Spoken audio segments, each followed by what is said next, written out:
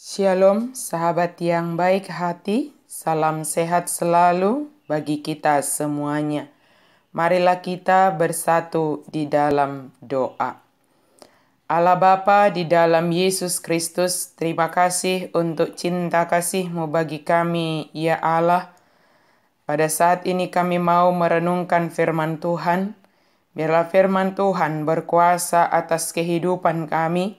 Firman Tuhan senantiasa bekerja dalam hidup kami, sehingga hidup kami adalah hidup yang senantiasa menghasilkan buah melalui firman-Mu. Amin. Firman Tuhan bagi kita pada hari ini dari 1 Korintus 1 ayat 21.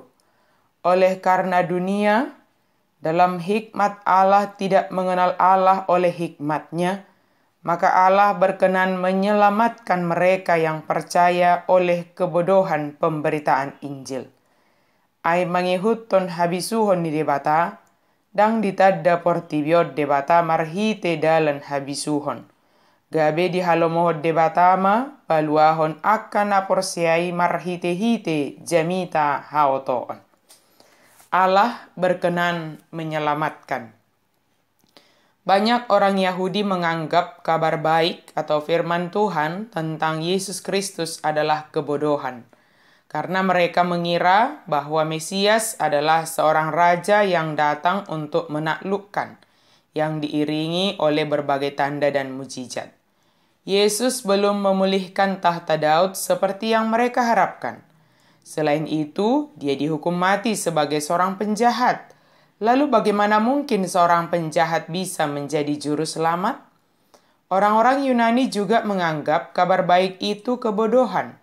Mereka tidak percaya pada kebangkitan tubuh. Dan menurut mereka, tidak mungkin orang bereputasi baik akan disalibkan. Bagi mereka, kematian adalah kekalahan dan bukan kemenangan. Banyak orang masih menganggap kabar baik tentang Yesus Kristus sebagai kebodohan. Masyarakat yang memuja kekuasaan, pengaruh, dan kekayaan. Sementara kedatangan Yesus sebagai hamba yang sederhana dan miskin. Dan dia menawarkan kerajaannya kepada orang-orang yang memiliki iman. Bukan kepada orang-orang yang melakukan segala macam perbuatan baik untuk berusaha mendapatkan keselamatan. Hal ini terlalu bodoh bagi dunia. Tetapi Kristus adalah kuasa Allah yang dahsyat. Satu-satunya jalan bagi kita untuk bisa diselamatkan. Mengenal Kristus secara pribadi adalah hikmat besar yang bisa dimiliki oleh siapapun. Walau pemikiran dunia bahwa yang dikerjakan Allah dalam Yesus Kristus adalah kebodohan dan tidak mungkin hal itu menjadi keselamatan. Justru hal yang dipandang bodoh menurut dunia dipakai Allah untuk menyelamatkan orang yang percaya kepada Yesus Kristus. Sering sekali pemikiran kita atau menurut kita sebagai hikmat dunia yang berlandaskan logika berpikir, itulah yang dapat menyelamatkan hidup ini. Tetapi pemikiran itu akan diubahkan oleh Yesus Kristus. Justru dengan kebodohan yang dianggap oleh hikmat duniawi.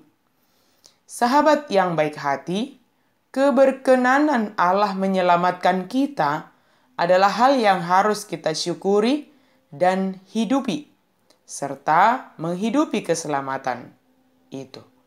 Soal Allah menyelamatkan kita dengan cara yang telah dipersiapkannya bagi kita adalah bagian Allah menunjukkan kemahakuasaannya. Bagian kita adalah mengimani keselamatan yang diberikan Allah bagi kita serta hidup dalam keselamatan itu.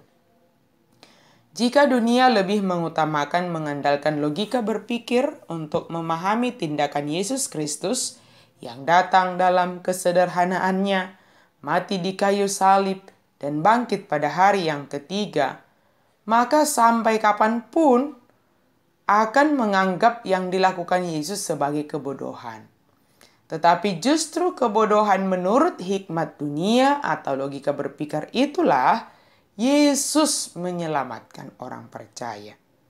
Maka Setialah sebagai orang yang percaya kepada Yesus Kristus, sebab Dia berkenan menyelamatkan kita sesuai dengan caranya. Amin. Mari kita berdoa. Terima kasih Tuhan untuk kebaikan-Mu bagi kami, untuk keselamatan yang Engkau anugerahkan bagi kami. Biarlah kami boleh hidup di dalam keselamatan yang Engkau anugerahkan itu, dan kami selalu bersyukur atas keselamatan yang Engkau berikan bagi kami.